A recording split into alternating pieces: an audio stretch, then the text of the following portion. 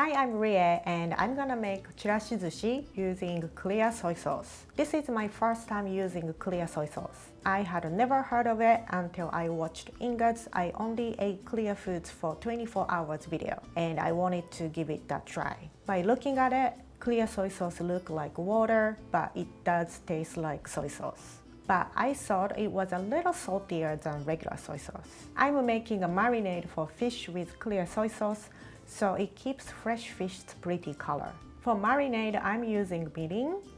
Mirin contains alcohol, so you want to bring it to a boil to remove the alcoholic taste from mirin. After that, I combined clear soy sauce and mirin and set it aside in the refrigerator. Meanwhile, I'm going to cut tuna and salmon into cubes. When you make chirashizushi and using fresh fish, make sure to buy sushi grade fish. Then I'm going to marinate tuna and salmon with clear soy sauce marinade. Typically, you don't need to marinate fish for chirashizushi, but I like the texture and flavor of marinated fish. Of course, you can use regular soy sauce to marinate fish too. Cover in plastic and rest it in the fridge for at least 30 minutes. While the fish is marinating, I'm going to make more toppings. One of the popular toppings for chirashizushi is a shredded egg omelette called kinshi tamago, but today I will make tamagoyaki instead. You may already know what tamagoyaki is, but tamagoyaki is rolled egg omelette.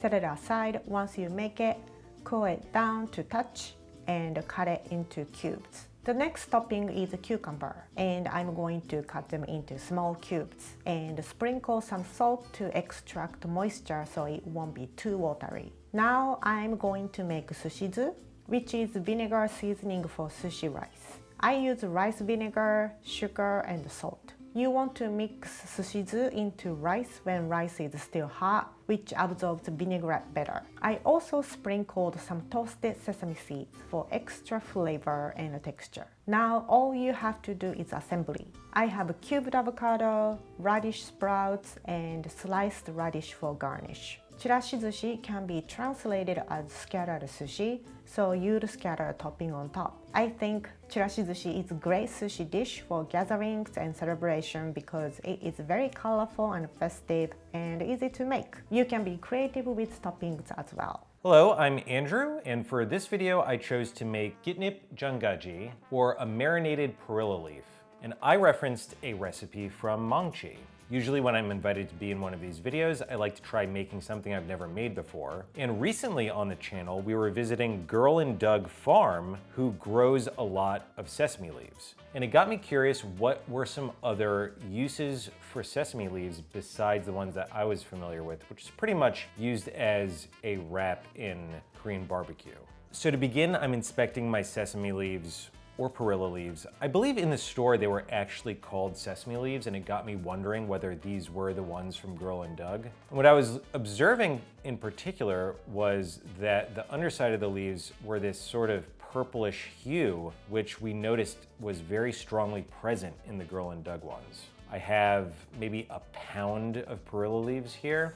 And to begin, I'm just washing all of them and sorting through them. They came in a few packs where they were all stacked together, so I'm just separating them, washing off any last dirt, or looking for ones that have obvious blemishes, which are going to harm the taste of the dish later, and discarding those.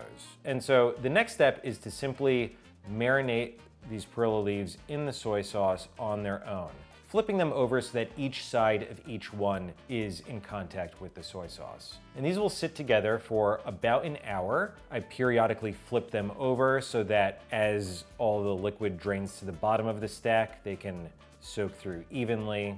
You can see at the end, they've sort of begun to wilt down into a very compact bunch, and I'm just squeezing out all the soy sauce because I will be actually using that in the next step of the recipe. So I set those leaves aside and then prepare the rest of the flavoring ingredients.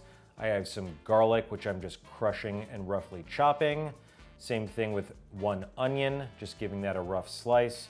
Then I also have some green chili, as well as an apple for sweetness. So in a pot with that reserved soy sauce, as well as a bit of water, I add all those ingredients, and then that's all going to simmer together for 20 to 30 minutes until all the flavors are combining. I then strained it And I decided to put my soy sauce into a ice bath. It's not a Seppen Mangchi's recipe, but because those perilla leaves are just sitting off to the side naked, I thought it would be prudent to cool them down faster so that I could get them covered again.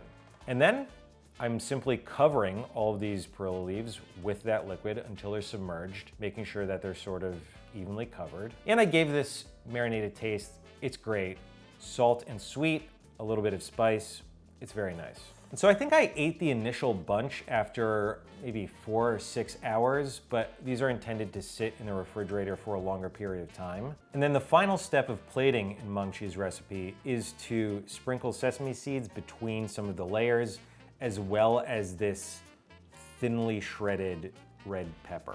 And so the main way they're recommended to be eaten in Mangchi's recipe is to simply pick up a single leaf and drop it down on top of a bowl of rice and pick it up as a wrap and eat that whole. And this was so tasty. It really sort of reminded me of like a stuffed grape leaf or even the stuffed cabbage that I made in a previous video. But the perilla itself has that sort of peppery herbness that you might associate with basil or some varieties of mint.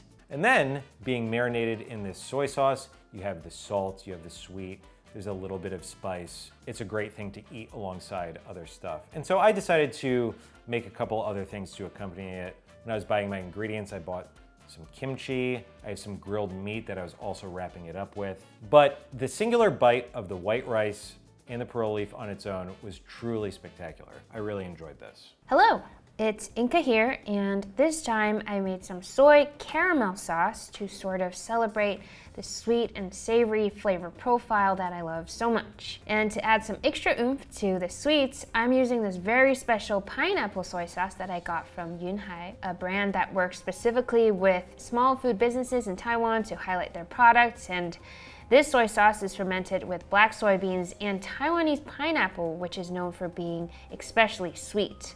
The soy sauce itself isn't particularly sweet, but it does have a sort of brighter flavor with a bit of tang and like some herbaceous notes, which I thought would be really nice. So for my caramel, I'm also using Taiwanese brown sugar, which is a go-to of mine because I like that it has a richer, more molassesy flavor. It will also add some acidity to the final product, but I don't know, I kind of like it, so that's what I'm going with. The first thing I'm doing is heating up all of that sugar until it becomes this sort of gooey, liquidy substance, which is a process that does take up a good amount of patience. It took a long time. That's when I slowly added my butter to help cool it down, but also to add more flavor.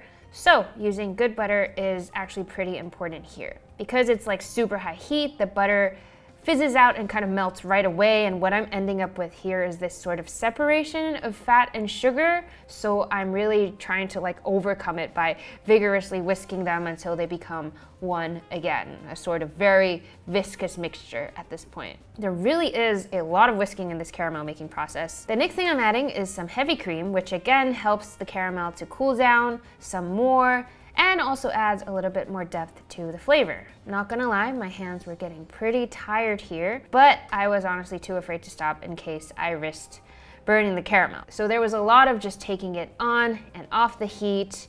It is getting a pretty dark brown though, which also has to do with how I chose to start with brown sugar instead of white sugar. And around this point is when I'm adding in my soy sauce after I've removed it from the heat. I kind of just eyeballed this a little bit, tasting as I went along until I reached the perfect balance of sweet and salty that really was more to my liking. Then I just let it cool a little bit before pouring all of the caramel sauce into a jar to cool the rest of the way. And that's it for the sauce. Now there's a lot of ways to enjoy this, and I decided to go with some toasted mochi using my toaster oven, of course. Once the mochi is all puffed and golden and looking like just a super fluffy pillow, I'm sprinkling on some soybean powder and then adding on what started as a drizzle of soy sauce caramel but ended up just being a whole giant tablespoon of it because why not? To make the dessert a little more decadent though, I'm also enjoying it with a scoop of matcha vanilla ice cream and topping it off with some orange zest for that burst of citrus. Some final plating with a homemade meringue and these beautiful white strawberries I found at the market, and that's it.